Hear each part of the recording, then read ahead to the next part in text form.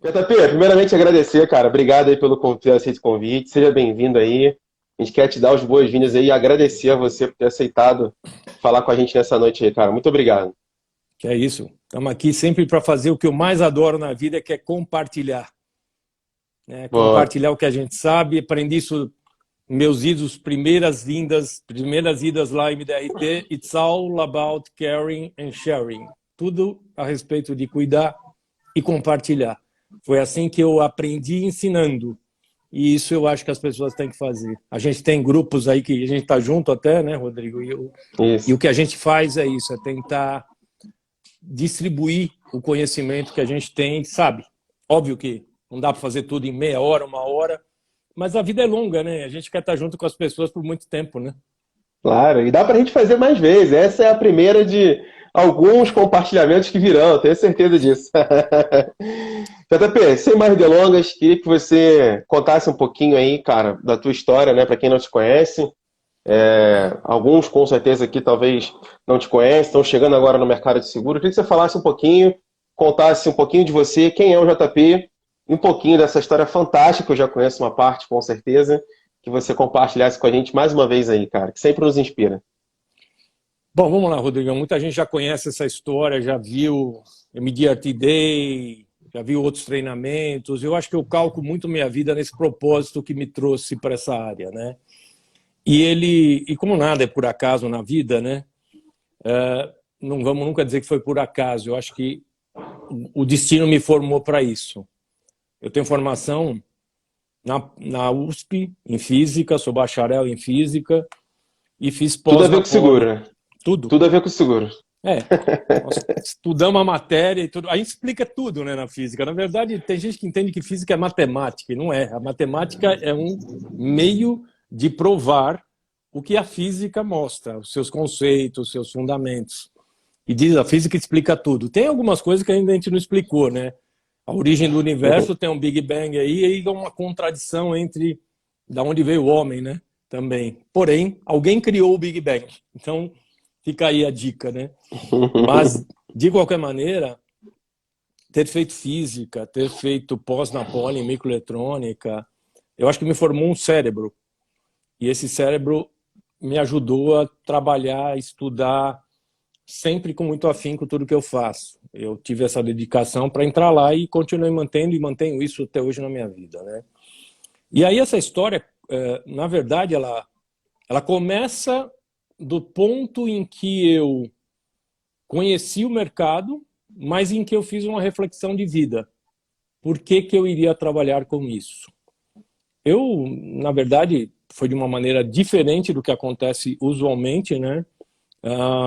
Em 99, minha mãe tinha acabado de falecer por um câncer, que vinha lutando por 7 anos, e eu vi um anúncio em jornal. Eu trabalhava já, tendo saído da USP, com venda de equipamentos voltados para a ciência. Tá? Porque eu tinha usado muito disso para construir um reator na USP e depois comecei a atender pesquisadores.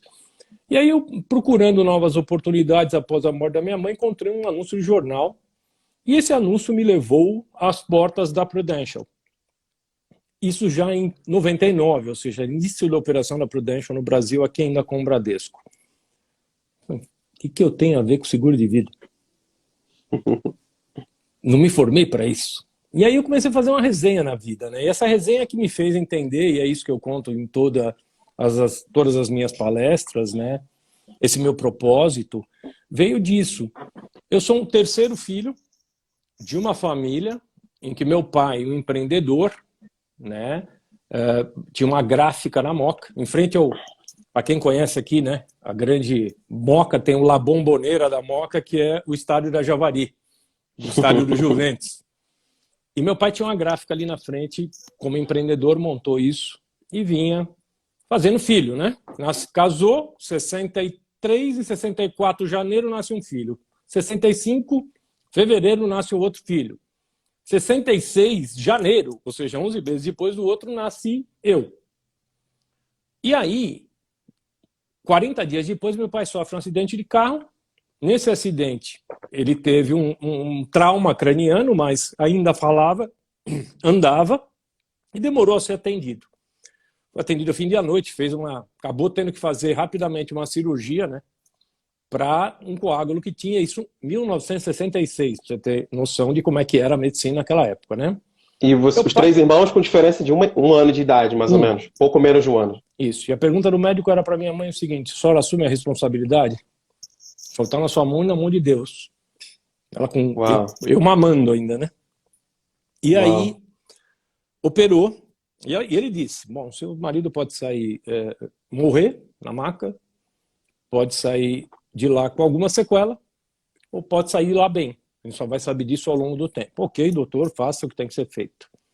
E meu pai fez a cirurgia, porém, ele acabou ainda, talvez por trauma do acidente e tudo mais, ainda caindo da maca do hospital. E aí abriu a cabeça no chão, ainda operado. Isso criou uma perda de massa encefálica. Meu pai resultou que ficou com uma hemiplegia, com o lado direito do corpo paralisado, aos 41 anos de vida, com 3 filhos, empresário, início de carreira de empresário, que não tinha nem INSS, mas conseguiu pelo menos um salário mínimo de INSS, e a minha mãe acabou, de dona de casa, tendo que cuidar dessa gráfica e tudo mais, ou seja, ao longo do tempo as coisas foram se perdendo, e por aí foi. Eu, com caçula, entrei de escola estadual, entrei na USP, tinha esse objetivo de ser um pesquisador, porque eu queria curar meu pai, porque eu conheci meu pai o tempo inteiro inválido. E isso me levou para essa carreira de cientista. E de cientista eu descobri que, poxa, eu me formei para ser um cientista, mas num país que eu acho que não merece muito, porque se investe demais, e se investiu na minha carreira, porque eu estudei em escola pública, e a gente não tem um campo aqui. Vou ajudar o mundo de outra maneira, vou ajudar o mundo com a minha história, com o que eu puder estudar desse negócio, e vou trabalhar para proteger famílias, pensando sempre que quem está à minha frente podia ser meu pai, podia ser minha mãe, que acabou morrendo de câncer só quando eu tinha já 33 anos, graças a Deus, mas que tinha um seguro de acidentes pessoais do banco. Ou seja, não recebemos nada. Ainda bem que foi com 33, porque se ela morresse depois do meu pai ficar inválido, imagina. Eu não estava aqui falando com você, pode ter com certeza. certeza. E aí eu comecei a encarar isso assim: se eu tenho um casal, eu tenho meu pai e minha mãe. Pouco tempo depois, ainda já trabalhando aí na Prudential e olhando para esse planejamento de uma maneira diferente, eu acabei tendo final do diagnóstico como um portador de esclerose múltipla. Bom, além de não me bastasse um pai inválido aos 41 anos, que ainda estava vivo, uma mãe que morreu de câncer, eu descubro esclerose múltipla, com 34 anos. São 20 anos que eu tenho essa doença. Podia já também não estar falando, andando direito. Ou não enxergando, porque é uma doença degenerativa que acaba com sua bainha de mielina, que é o que recobre o neurônio, ou seja, é a capa do fio. Eu tenho os fios desencapados. Isso é um processo autoimune, ou seja, o meu corpo me ataca. E aí, graças a Deus, eu ainda sigo. Eu pus na minha cabeça o seguinte: meu pai ficou inválido num acidente aos 41 anos. Eu estou com 34, quando eu descobri. Sempre pratiquei esportes, não fumo, bebo moderadamente. Cara, eu vou me manter o máximo possível bem, porque a medicina evolui. E é o que eu tenho feito até hoje. Ou seja, eu consegui levar essa história até aqui. Então, esses 20 anos que eu faço isso, vem muito da minha história de vida, né? Esse meu pai, que para mim era o meu ídolo, ou seja, em termos de resiliência, de, ao mesmo tempo que inválido com salário mínimo, poupava um dinheirinho na poupança de cada filho. Trazia caixas de bolacha para casa, esfirra. E aí, para mim, é inconcebível um pai de família não poder pagar um seguro de vida vivo e capaz. E meu pai fazia o papel dele como ele podia, mesmo inválido. Então, para mim, sempre foi meu ídolo, né? Meu pai foi falecer aos 82, ou seja, ele viveu dos 41 aos 82 nessa hemiplegia. Ele faleceu depois da sua mãe? Achei que ele faleceu antes. Isso. Ele faleceu depois da tua mãe. E Rapaz, isso mostra para mim por que eu trabalho sempre falando de morte financeira, não da morte. E principalmente por causa de invalidez, por um acidente, doenças graves, que eu tenho também. A morte, ela é não, final de tudo. Mas a morte financeira, ela é é a devastadora para pior. uma É a família. pior. Nunca que eu ia Hum, perguntar para o meu pai por que ele não fez um seguro de vida, mas eu imagino que primeiro, a indústria não era tão forte. Segundo, não tinha um corretor preparado para isso. Terceiro, ele pode ter dito não para alguém. Então a minha missão passou a ser, bom, eu tenho que esclarecer as pessoas para que elas queiram comprar o seguro, não eu que eu tenha que vender. E eu passei a ser um exemplo ambulante. Infelizmente, pai inválido, mãe que morreu de câncer e um cara com esclerose múltipla. Mas aí fez a minha vida, porque eu sempre fui um cara, apesar do mais novo, o mais poupador da família. Então isso também me fez ser um cara que pensa sempre também na poupança, na acumulação, independente da morte, da invalidez e tudo mais. O que me faz trabalhar os dois lados da curva. A morte precoce, ou a perda da capacidade de geração de renda precoce, e a sobrevivência por longo período e sem condições financeiras. A nossa famigerada aposentadoria, que está isso. chegando a todo dia e tem gente que ainda não parou nem para pensar. E com uma taxa de Caramba. juros tão baixa como está, não vai ter a benesse dos juros ao longo do tempo para fazer milagres econômicos que as pessoas imaginavam ter. E isso é um tema muito sério, que é o tema que eu Fora, toco hoje. fora o aumento da longevidade também, né, JP? Cada vez mais estamos vendo mais expectativa de vida lá em cima. Enfim, isso é muito importante se pensar. Pessoal, vamos chamar mais 10 pessoas para estar aqui na live. Eu vou fazer uma pergunta agora para o JP. Esse início, essa história, algumas pessoas já conhecem o JP, outros não, mas é muito interessante. Esse eu também não sabia, que seu pai partiu depois da sua mãe. Enfim, o que eu vou perguntar agora tem a ver com isso, mas eu queria convidar você a pegar esse aviãozinho que está aqui embaixo e convidar mais 10 pessoas para estar aqui com a gente nessa live. 10 pessoas, você não sai da live, é só pegar esse aviãozinho. Eu vou fazer aqui agora, eu vou chamar 10 pessoas para estar aqui com a gente. Uma, duas, três, quatro, cinco, seis, sete, oito, nove, 10. Vou chamar o Roberto também, 11. Beleza. Tem Chama muita aí 10 gente, pessoas. tem muita gente que já deve estar nessa live aqui também, viu? Mas a gente vai Dá, com chamando certeza. os amigos aqui, que olha, putz, tem tanto amigo aqui que já deve estar aí, mas a gente vai chamando os caras, Não não dá tem para. problema não. Thiago Melo já está aí, Inácio Paganini já está aí, o Josos também está aí, Caio Cunha também está aí. Enfim, um beijo e um Ixi, abraço a todos vocês aí. tudo Cara, brother. eu vou te fazer uma pergunta agora que eu não sei se já te fizeram, mas acho que é bem importante. Enfim, essa falta de seguro na sua família, tanto a sua mãe de uma forma correta, né? Ela acabou fazendo no banco, como o seu pai, que não tinha nada, te ensinou várias lições na vida, né? A pergunta é o seguinte: como que você pegou esse limão, cara, e fez uma limonada na sua vida? Como que você pegou tudo isso que aconteceu com o seu pai, com a sua mãe, com você, pegou esses limões e fez uma limonada aí e virou aí um grande corretor de seguro de vida? Cara, eu acho que teve tudo a ver com isso daí, né? Então, assim, em nenhum momento, desde o começo da carreira, a minha preocupação era não ser invasivo, não parecer piegas, né? Não querer usar essa minha história apenas como um ponto comercial, tá? E ao mesmo tempo, não é muito fácil você ficar toda a reunião falando, tocando na tua própria ferida, né? Porque quer queira ou quer não, é a minha história. Não é Uhum. fácil, apesar que parece fácil. Tem gente que eu já dei palestra e teve cara que cutucou o cara que me convidou, dizendo assim: ele tá falando a verdade?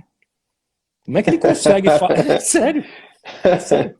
Como é que ele consegue falar isso dessa maneira, cara? E por aí foi, né? Ou seja, eu consegui transformar isso numa força para mim, numa conscientização, mais do que tudo, né? Por conta de ser uma história pessoal, mas em prol de uma causa, tá? Cara, uma das coisas que eu odeio é alguém. Eu passei numa escola, né, que é a Prudential, de alta Uhum. produtividade, produtividade constante, toda semana pensando rankings, campanhas, clubes de no mínimo três seguros por semana, várias coisas. não era isso que me movia a causa. Porém, eu nunca deixei de ser produtivo. E aí eu vi as pessoas assim, nossa, quebrou o carro. Nossa, meu pai está doente. Nossa, preciso levar o filho na escola. As famosas desculpas, né, JP? As É, famosas desculpas. então assim, cara, se as pessoas não entendem que estão numa carreira dessa, como empreendedores, que o negócio, primeiro é você, né? O One Man Company. Você é uma empresa. Você sai para visitar as pessoas e você leva atrás de você todo o seu conhecimento e todas as empresas com as quais você trabalha. De- Mas tudo está aqui dentro. Então, assim, o teu corpo é o teu trabalho. Então, eu pegava tudo isso e sempre usava essas referências no processo que a gente chama de conscientização, que é extremamente importante, que o corretor que ainda não faz isso, ou que deixou de fazer, porque tem muita gente que deixou de fazer isso para virar um vendedor de números, planejamentos, produtos, seguro, previdência, consórcio. O cliente não quer isso. O cliente quer uma solução personalizada para ele. O cliente quer que você escute ele. E sai falando de produto. Então, o meu hábito era falar o porquê que eu estou nisso. E exatamente essa é a história. Para que eu possa te conhecer, eu quero que você me conheça primeiro. Então, eu falo a minha história. E isso me coloca na mesma página dele. E ele, por aí, pode falar mais. Então, eu desenvolvi nesses 20 anos clientes que, no fim, alguém comprou um produto, mas eu criei novos amigos que compraram o JP. E quando eu ligo e perguntam, como é que você está, JP? Mas não é que ele comece a setar, tipo, para começar uma conversa. O cara quer saber como você está. E eu tive um negócio muito... Sabe, a gente está nesse Covid ligando para clientes para dizer, estamos por aqui, né? Muitas pessoas estão fazendo isso. Se não estiverem fazendo, deveriam. Como profissionais dessa área. Eu recebi uma mensagem de um cliente meu querendo marcar uma hora para sexta-feira. Eu falei, bom, ele deve estar com um problema. Marquei o horário, comecei a conversa, como é que você está? Estou bem, assim, assado. Passei uns perrengues aí também de saúde essas semanas passadas. Aí eu disse, bom, começamos a conversar, falei, como é que eu posso te ajudar, Jefferson? Tem algum problema? Ele falou, não. Liguei para saber como é que você estava. Cara, para mim aquilo foi uma moeda que não tem preço. Bacana. É um desenvolvimento numa relação, entre aspas, comercial, que mostra que ela passa a ser pessoal. Que ele, numa sexta-feira, me ligou para saber como eu, JP, planejador financeiro dele, estava. Então isso é muito legal. Bacana, top, né, cara? Eu acho que isso também te levou, JP, a ser uma máquina de conscientização também para com as pessoas, né? Você fala muito isso também. Por isso que você passou a própria conscientização, levando o cliente ao ápice de realmente fazer, e depois de um relacionamento duradouro, eu acho que eles também têm um carinho enorme por você, né? Não só os clientes, também como todo o mercado. Bacana. Cara, vamos falar sobre autorresponsabilidade. É uma coisa também que a gente colocou para a gente poder falar. E essa pergunta minha, que eu fiz para você, que disse que ninguém nunca te fez, mas é o seguinte, né? Você nunca colocou a culpa nos outros, né, cara? Na família, no trabalho, ou no dinheiro, pelas adversidades que você teve. A pergunta é o seguinte, como assumir as responsabilidades e ver a vida com outros nos olhos? Você falou um pouco para mim sobre o método da MMA, se você puder falar um pouquinho. Mas, enfim, autorresponsabilidade, né? Nunca jogar a culpa para os outros. Eu que tenho que carregar isso e nós vamos resolver. Do ponto de vista de pessoa, a primeira coisa é dizer, cara, por que eu estou passando por isso? E você se responde logo nisso. Porque eu tinha que passar. Ao invés de blasfemar, putz, eu tenho um pai que ficou inválido, minha mãe morreu de câncer. Ah, eu tenho esclerose múltipla tão cedo, por que, meu Deus? Com uma nuvem andando em cima de mim, eu acho que era melhor entender que eu tinha que passar por isso. E que a cada momento, e eu te falei, na semana passada, estava num perrengue enorme. Por quê? Começou a me doer as costas, não passava. E a minha doença vem por ciclos, né? E não passava, tomando remédio, eu falei, cara, será que está tendo alguma manifestação da esclerose múltipla? Nossa, corre para fazer uma ressonância numa época dessa de Covid, e que eu tenho linfócitos lá embaixo, para manter a minha doença, eu tenho que jogar meus linfócitos, meu exército de defesa não existe. Para entrar no hospital fazer uma ressonância. Bom, a história toda graças a Deus, foi que eu não tenho nada de esclerose múltipla. Eu só fiz uma hérnia de disco na minha cervical. Ou seja, ganhei um novo problema. A minha esposa fala assim, João, você não pode ter nada simples. Não pode ter uma espinha, uma dor de dente, uma unha encravada, né? Você tem logo que ter uns negócios desses. E eu talvez esteja limpando a safra toda da família dos Bottecchia, do meu pai, de mim, que o Giuliano, meu filho de 13 anos, não queira passar por isso, não precisa. Então, assim, a primeira coisa é, como ser humano, você entender que não é porque te aconteceu alguma coisa, mais para frente você vai entender. Então, às vezes, você bate um carro, você está reclamando, podia ter sido pior, que você podia ter morrido no acidente à frente. Claro. Então, a vida te dá essas mensagens, né? Do ponto de vista profissional, se eu ficasse me lamentando, puta, que vai ser na minha vida e tudo mais, será que eu vou conseguir trabalhar daqui a um tempo? O que eu fiz? Cara, eu vou trabalhar o máximo e melhor que eu puder agora. Eu não vou gastar dinheiro com futilidades, vou guardar dinheiro, porque o melhor seguro que eu vou poder fazer daqui para frente é o meu próprio dinheiro guardado, porque depois de um tempo eu nem mais podia contratar seguro de vida. Tive seguros aprovados ainda com esclerose múltipla. E isso o mercado tem, seguradoras que fazem análise e dependendo da sua situação você consegue uma apólice. Depois de um tempo eu já não conseguia mais. Então, acumular. Por quê? Porque a minha morte está presente todo dia comigo. A morte financeira, de eu não poder mais trabalhar. Então, disso eu fiz o meu mindset de metas.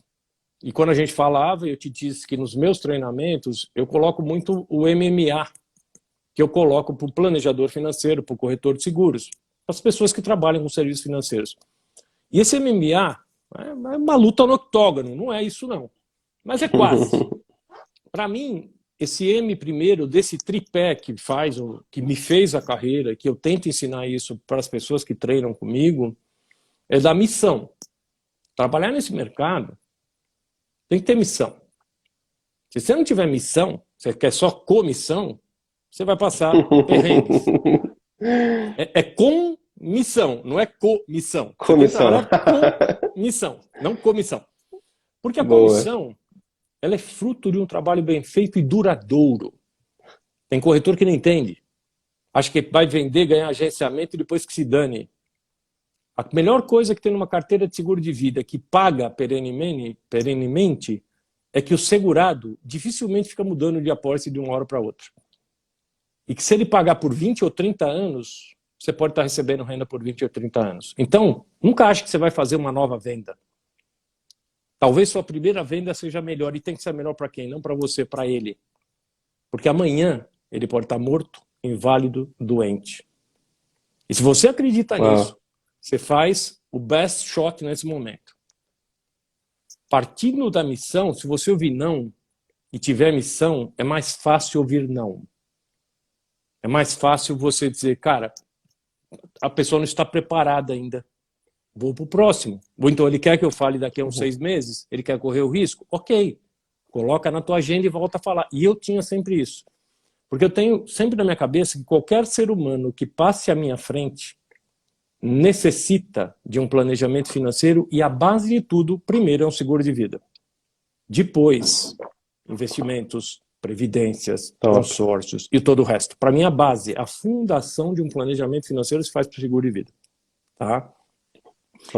Então, esse M da missão me traz o que para o cara que quer trabalhar nesse mercado? Meta. Vendedor sem meta não sabe onde vai chegar. Vendedor sem meta é um cara que entra, chama o Uber e senta no carro e o cara olha para trás e fala, onde você vai? Ele fala, não sei, eu queria pegar o Uber. Cara, você tem que saber onde você quer ir na vida. Quanto você quer ganhar? Quando que você quer aposentar? Quanto que você quer trocar de carro? Você não faz para você e você sai para falar com o outro, batendo na cara dele. Você não tem planejamento financeiro, você não tem reserva, você não tem seguro. E você? Você tem? E você sai para trabalhar para bater papo com as pessoas ou para realizar o seu negócio? Quanto que você tem que ganhar? Eu vejo pessoas perguntando quanto precisa para ir para o MDRT. Para o MDRT, a Vação passou hoje, diminuiu a meta por causa da pandemia. Isso. Os padrões para o ano passado, classificado para esse ano, eram R$190 mil de comissão de primeiro ano, no ano, recebidas e produzidas desse ano, ou seja, ou produzidas e recebida com 12 meses naquele ano. Significa que não adianta eu olhar para a minha carteira, mas sim olhar para a minha venda. E se eu todo ano fizer isso, olha, então R$180 mil são mais ou menos R$15 mil por mês. E se eu fizer isso por 10 anos, mesmo que as comissões de renovações fiquem pequenas, imagina quanto eu poderia estar ganhando. Mas não, o corretor está pensando na venda. Ele não está pensando na carreira, ele não está pensando na meta própria que ele tem que ter, e ele está preocupado com a meta da companhia, às vezes. Ai, estou me cobrando para fazer proposta, estou me cobrando não sei o quê. E ele se preocupa com as metas pessoais dele.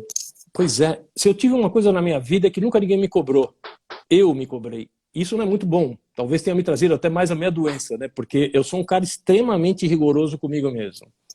Eu não aceito errar. Então, por exemplo, eu não aceito errar no seguro de uma pessoa e saber que não foi suficiente. Mas também é um peso enorme, né? Eu não aceito te dar uma resposta que eu não saiba. E nem para o meu cliente. Eu não invento. Eu digo, vou perguntar. Porque tem muita gente que é do achismo, né? Eu ouvi o Rodrigo falar.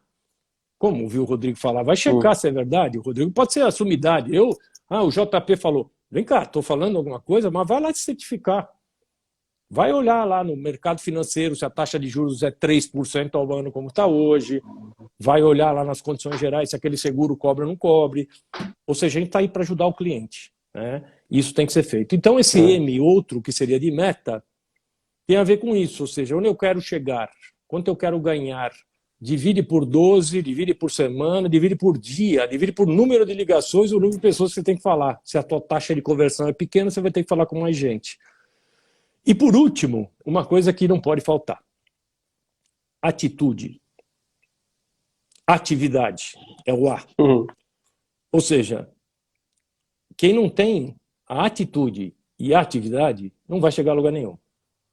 Por mais que eu dê treinamento, você leia livro, seguradora, A, B ou C, vá para conferências, se a pessoa não tem atitude, ela não vai a lugar nenhum. Então ela tem que pegar o telefone, ela tem que pedir recomendação, ela tem que visitar, tem uma série de coisas para fazer. E eu costumo dizer para as pessoas é que nem assistir palestra de autoajuda. Nossa, é tudo lindo, maravilhoso. Você sai lá, que energia. No dia seguinte você não aplica, perdeu tempo e dinheiro. Perdeu tempo e dinheiro. Então não faça meu treinamento, não faça treinamento nenhum, em que você vá lá, anota um monte de coisinha, e no dia seguinte você fala, cara, eu vou aplicar isso aqui. E se você não aplicar coisas por 21 dias seguidos, ou 3 semanas, você não cria hábito. Você não tem hábito, aí fica difícil. Então quem nunca praticou esporte é difícil não praticar. Quem nunca trabalhou, é muito difícil trabalhar também, né, Rodrigo? É isso aí. JP, eu sei que você vai falar sobre outras coisas aqui, mas não sei se você assistiu todas as lives que eu fiz até hoje, mas um resumo de todas elas, quando eu faço a pergunta para quem está sendo entrevistado, qual é o maior problema do corretor hoje? Eu sei que você vai falar de outro tema aqui, mas a resposta é a mesma. Falta de atitude. Problemas internos que devem ser resolvidos para que o cara vá lá e execute, e você está certíssimo com relação a isso aí. A galera fez uma brincadeira aí que eu pareço com o Tirolipa, né, o filho do Tiririca. Então, quem acha isso, ao invés de colocar aqui, dá um coraçãozinho aí, que já ajuda a gente a ser relevante. Aí sei que é uma brincadeira do pessoal. Eu levo muito na esportiva isso aí. Mas dá um coraçãozinho aí quem acha que o Rodrigo Rola se parece com o Tirolipa. A primeira vez, Rodrigo, é a primeira vez até que você, eu tô vendo, cara. eu tô vendo não, a primeira vez que eu tô vendo uma live em que o Tiririca tá entrevistando o Paulo Guedes da economia. Parece uma piada mesmo, né? Parece uma piada. É isso aí. Cara, bacana. Só para descontrair aqui. Cara, vamos falar sobre o MDRT. A gente tem aí Thiago Melo presente, Caio Cunha, enfim. Vação também deve estar presente aí, mas, enfim. Você foi o primeiro brasileiro vitalício do MDRT, e o primeiro membro de honra, e o primeiro brasileiro a palestrar no MDRT. Eu queria que você falasse um pouquinho da importância que é o MDRT para você e por que ser MDRT. Boa pergunta, nada é coincidência, para mim é tudo. Hoje está fazendo 3 anos que eu palestrei na MDRT. Uau, parabéns, cara. Meu amigo Caio Cunha, que está aí, Nando Saad, meu sócio, fomos os primeiros brasileiros a palestrar em Orlando. E hoje apareceu o vídeo que eu fiz do Caio, não sei nem se ele viu, se ele estiver ouvindo ainda aí, ele pode dar um joinha, da palestra dele. E, aliás, foi uma das maiores dificuldades, né? Porque eu cheguei lá com a palestra minha pronta, o Caio falou antes de mim, tinha vários elementos que eu ia falar. Aí no dia seguinte, vou falar eu, falei, bom, tem que reconstruir. Aí vai o Nando, com vários elementos do que eu ia falar. Só que eu ia falar logo em seguida dele. Simplesmente, como a gente tem que ter esse jogo de cintura, inverti tudo e fiz uma palestra do zero praticamente, que eu tinha estudado taxa de juros, inflação no mundo inteiro, imposto de herança no mundo inteiro, para falar dos países, dos problemas dos países com alta taxa de juros, inflação e herança. E aí falando do planejamento financeiro para isso. Ah, bom, acabei falando também, mas criei uma série de coisas na hora, que é esse jogo de cintura que a gente ganha. E aí a MDRT, cara, isso foi isso. E depois, aí tá Thiago, que depois escreveu o livro Checkmate. Isso. E levou a MDRT como Country Chair para o primeiro livro a ser vendido lá. E aí outros vieram, Alberto Júnior e tudo mais, trazendo já coisas novas para o MDRT. Então, antigamente, MDRT para mim foi onde eu percebi, a primeira ida que eu fui em Las Vegas, 7.000 pessoas, quando eu saí eu falei, cara, que mar de pessoas estão aqui falando sobre... Na época eu só mexia com seguro de vida. Seguro de vida é a base dessa associação de profissionais do mundo. E eu falei, cara, e tem um monte de gente de cabeça branca aí. Cara, isso aí é longevo. Hoje eu sou o cara de cabeça branca que as pessoas falam, 20 anos o cara tá no MDRT, então dá para seguir, dá para seguir. Você não planeja. A minha carreira se desenvolveu, eu sempre fui MDRT. Para mim, a minha meta era ser MDRT. Então, aí vinha as outras coisas que eu ganhei de monte. Convenções nacionais e internacionais da Prudential. Eu fui o cara que mais foi em convenções nacionais e internacionais da Prudential. MDRT. O que eu conheci o mundo, que eu levei meu filho para conhecer o mundo por conta dessas viagens, já é outra moeda que não precisava ser com a minha própria comissão, entendeu? E a MDRT tem um negócio muito legal, que é o que eu falei no começo. Compartilhar o que sabe e cuidar do próximo como o seu colega também. E para mim foi uma pós-graduação, porque quando eu ia lá, ninguém falava de sucessão, ninguém falava de herança. Então eu trazia isso já para cá, olhando que o americano tem 45% de imposto de herança. Na França tem 60%, no Japão tem 50%. E a gente aqui só tem, chegando a 8 agora, porque tem, São Paulo ainda é 4, mas para passar 8 já já. Isso é nada. Pô, é nada. Não, é muito. Mas, se fosse 50 ia ser bem pior. Né? Certeza. E aí eu me antecipei muito, e lá te antecipa muito do que está acontecendo no mercado. E a cultura que se tem no mundo inteiro, não é todo mundo que quer comprar seguro. Então tem dificuldade no Japão, tem dificuldade também nos Estados Unidos, que as pessoas não, mas no Japão eles compram muito, nos Estados Unidos tem... Primeiro, que nos Estados Unidos, quantas companhias de seguro tem? Quantos advisors tem? Então a concorrência é muito maior lá também. Aqui a gente ainda tem pouco, hoje já cresceu bastante, hoje a gente, além dos corretores de seguros, temos os planejadores financeiros. Antigamente todo mundo tinha medo do pessoal do offshore, coitados, nem são tantos assim. E tem o seu trabalho para fazer também. Então as pessoas têm medo de concorrência. Sabe por quê? Que você é mal preparado. Vai aprender com os melhores. Esteja entre os melhores. Como diz meu sócio Nando, diga-me com quem andas e te direi onde chegarás. Não direi quem é. Não, onde chegarás. Porque se andar com gente ruim, você vai chegar só no ruim. Essa é nova. Com gente inteligente, é nova, mas é verdadeira. Se você andar com gente inteligente, eu acho que você deve ficar mais inteligente. Você vai ter que se esforçar às vezes, mas aí nesse esforço você cresce. Eu fui numa palestra, nessa palestra em Orlando, eu e o Pavão, outro colega que foi da área há muito tempo também, nós fomos assistir uma palestra de um mágico, cara. E o cara, na palestra dele, mágico, mas falando exatamente de como cativar, né, o cliente e tudo mais. E uma coisa que ele falava, e eu ouvi dele, você acaba se tornando um espelho das 5 pessoas com as quais você mais se relaciona. Então, cerque-se de pessoas boas. Porque senão, você vai ser o reflexo daquilo. E isso é fato. Então, MDRT Top. é estar não entre os melhores porque são os melhores ou porque eles souberam que a MDRT existe. Não é isso, gente. Você pode saber que a MDRT existe, vá até lá e você não gostar. É lícito.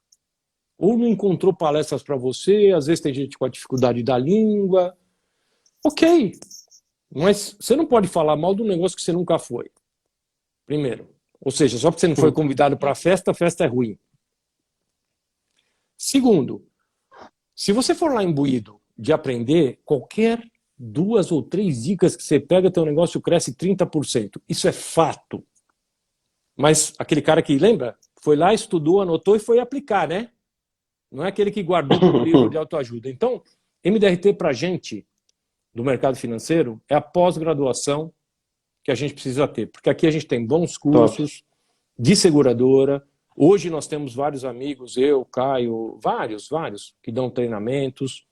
E a gente está ajudando a formar as pessoas cada vez mais. Por quê? Porque se o mercado melhorar, se a gente tiver bons profissionais, mais gente vendendo mais seguro, ao invés de tirar de uma companhia para pôr na outra, para ganhar comissão nova, ou tirar de um corretor para vender o seu, mas vender mais, a maré sobe. E quando a maré sobe, para quem está no cais, sobe todos os barcos. Ó, isso é bom, hein? Quando a maré sobe, sobe todos, não sobe um só. Exato.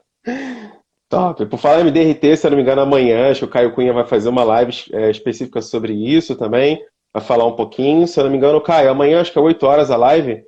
Caio Cunha, se puder confirmar aí pra gente aí, seria bacana pra gente confirmar aqui. Quem quiser se aprofundar um pouquinho mais no tema MDRT.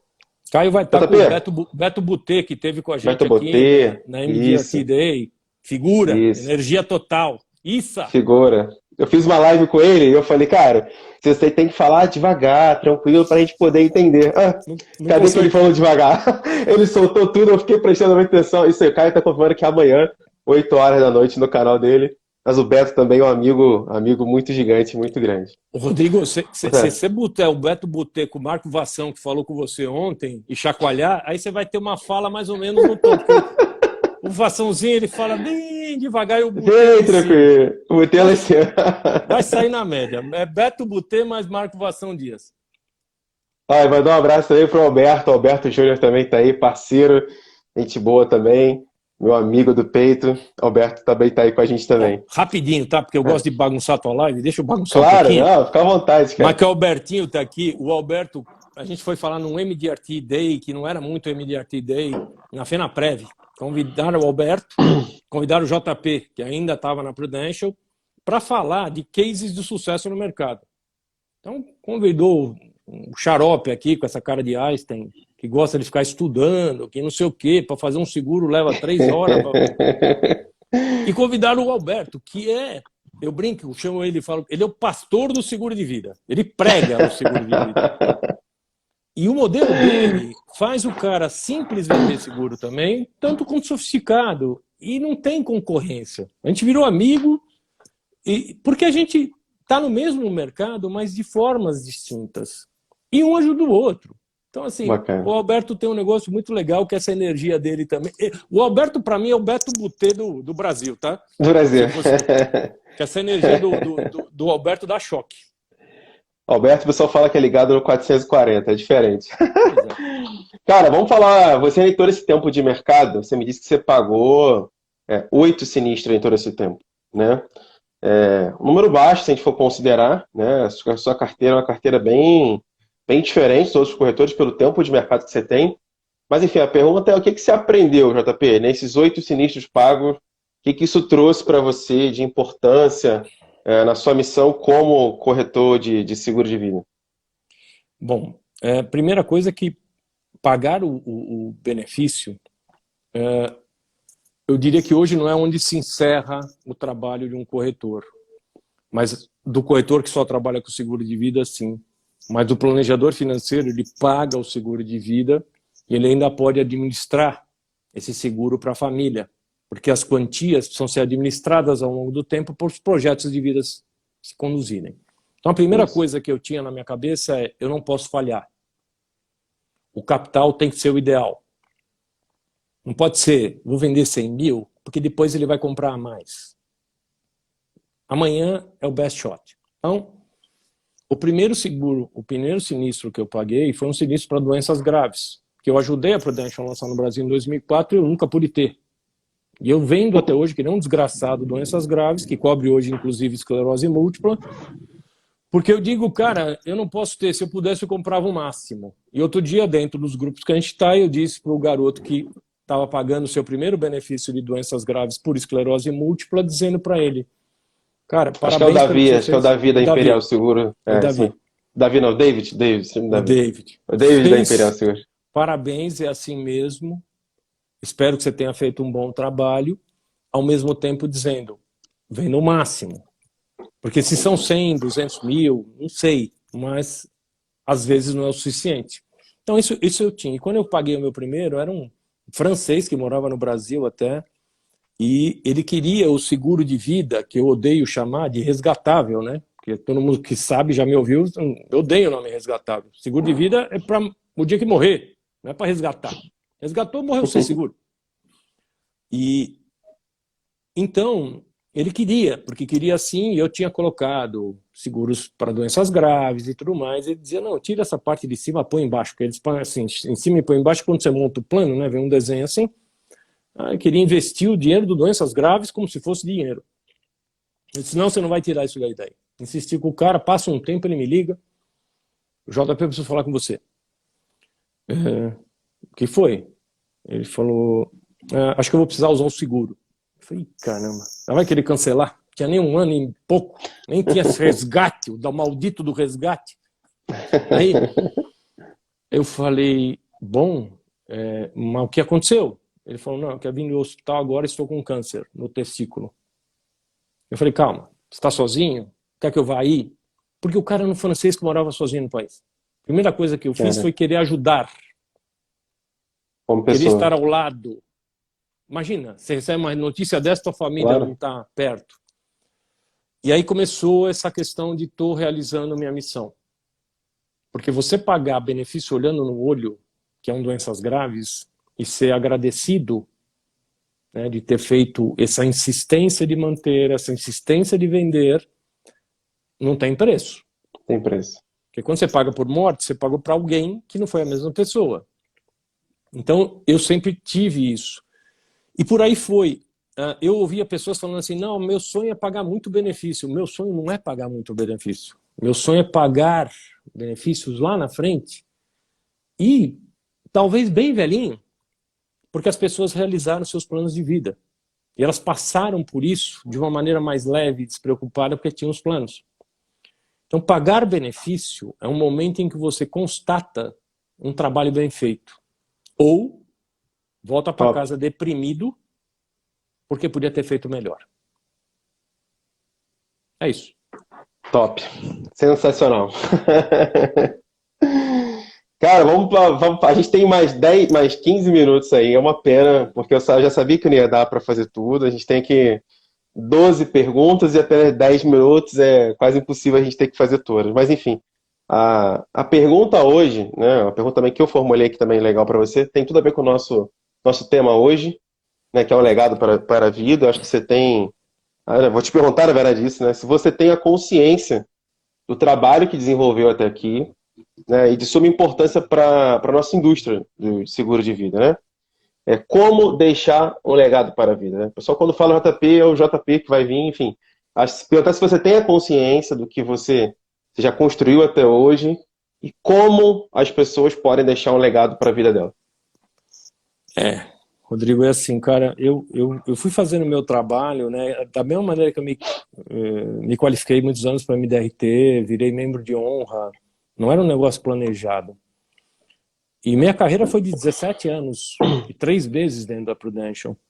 Mas eu sempre ajudei o mercado de alguma maneira, nas palestras e tudo mais, na MDRT, levando à frente isso. E e muitos ex-colegas de Prudential foram para o mercado também.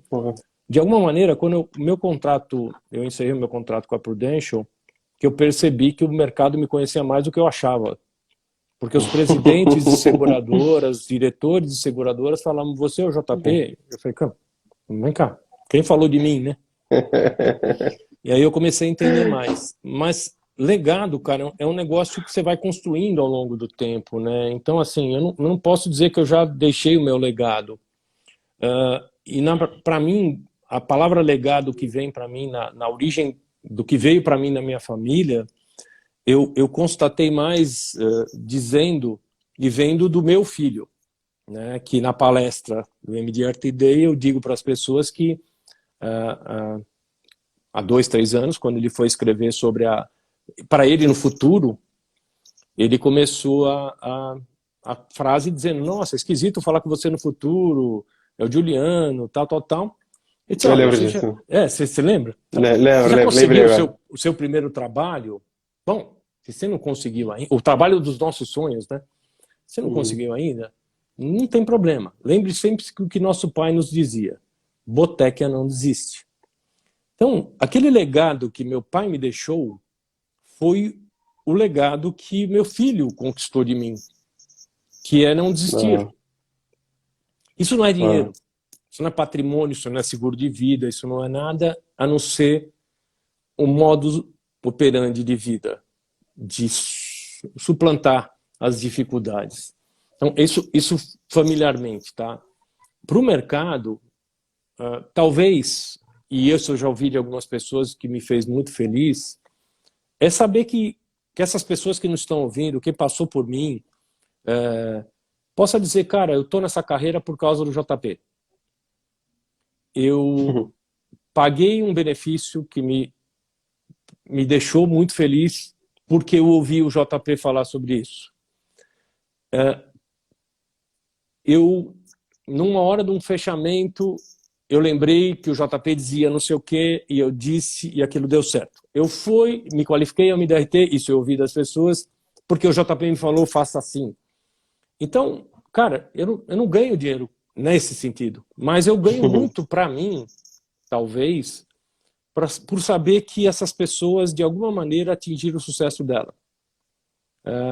O Caio, por exemplo, é uma história nossa, ele conta para as pessoas. O Caio, quando ele foi entrar na Prudential, ele ficou 1 hora e pouco falando comigo no telefone, para saber se ele ia para essa carreira ou não.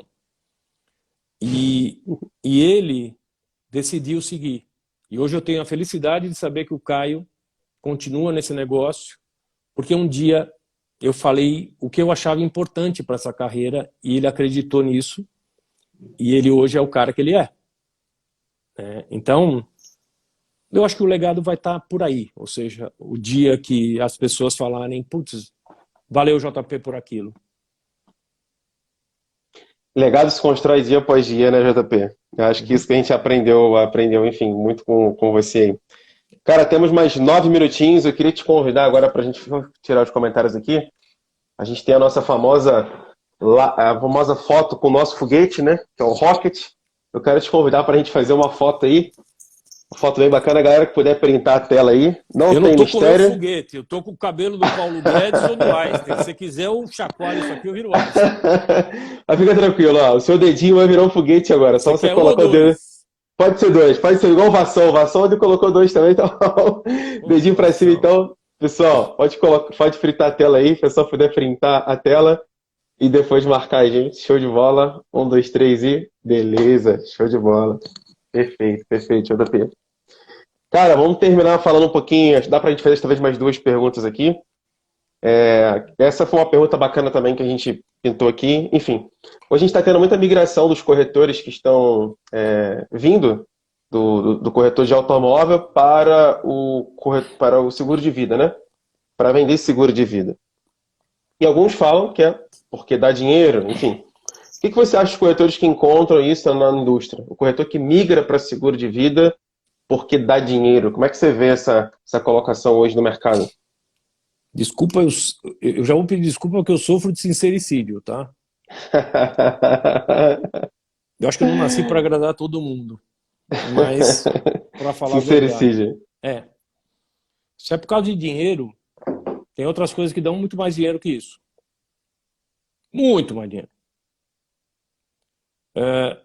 O mercado de seguro de vida não é fácil, porque ele não é um produto comprável de maneira fácil, como o seguro de carro.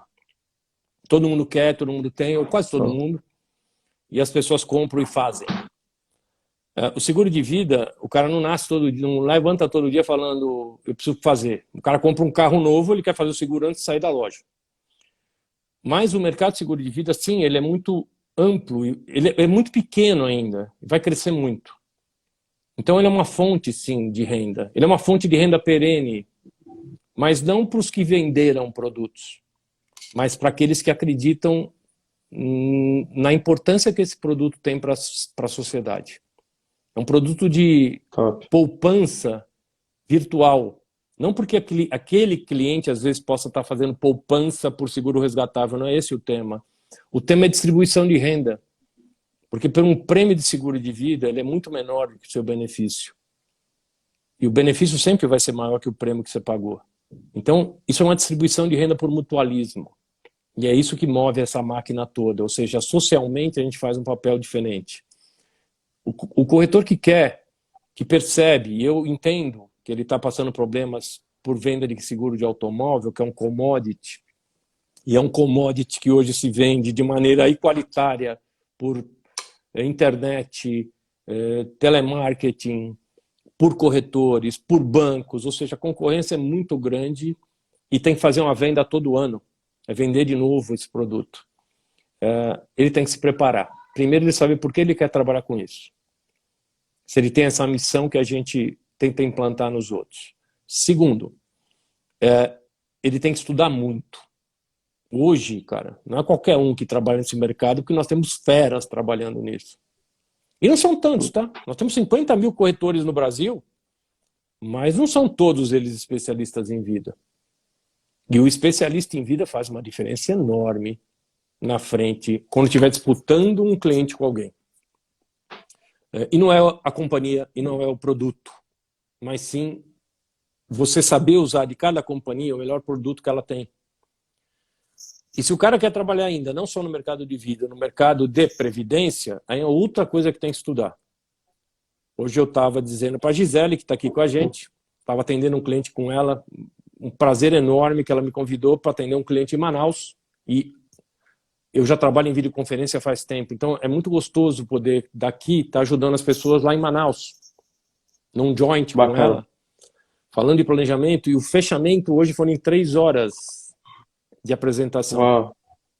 Isso é muito legal, porque depois ela me perguntava, JP, nossa senhora, você mostrou a lista toda do que tem de... Só na Icatu tem de previdência. Pô, tem que saber a rentabilidade de cada fundo. Nossa, como é que faz isso? Tem que gostar. É que nem aprender língua, né? Quem não gosta de línguas, não adianta pagar o professor. Não vai aprender nunca. Ou personal trainer, que não gosta de fazer esporte. Não adianta. Então, da mesma maneira...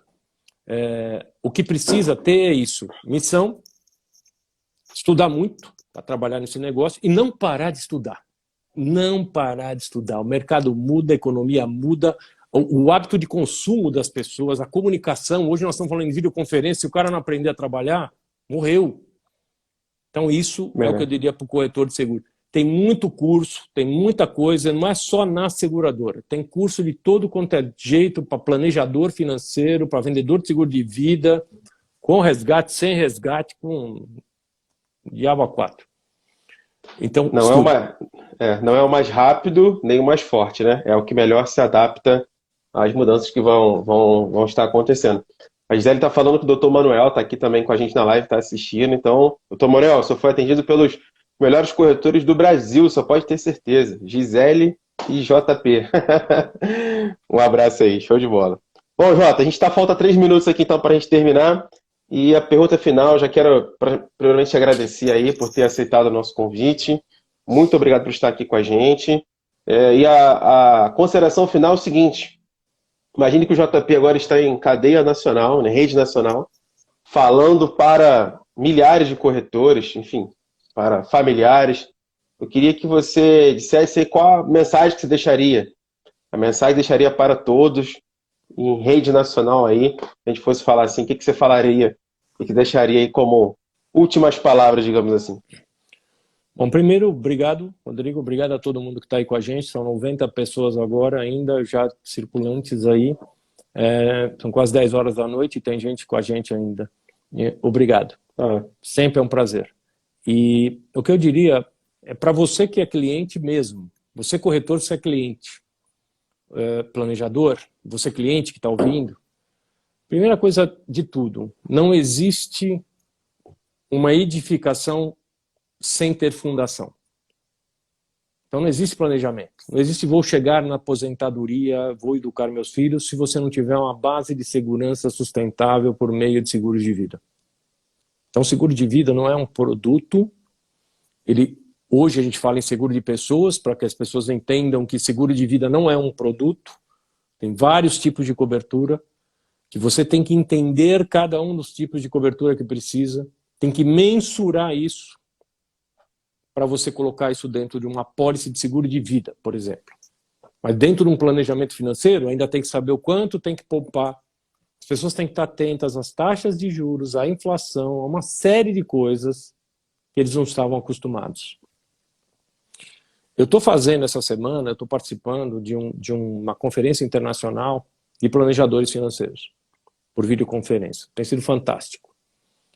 E ela chama Life Centered Financial Planning, ou seja, um planejamento financeiro centrado na vida da pessoa, não no produto de vida em si, mas na vida. E a primeira coisa que todo mundo fala, as pessoas têm que entender os objetivos do ser humano que está aí. O que você quer realizar na vida? Quais são os seus medos? O que poderia impedi-lo de realizar isso?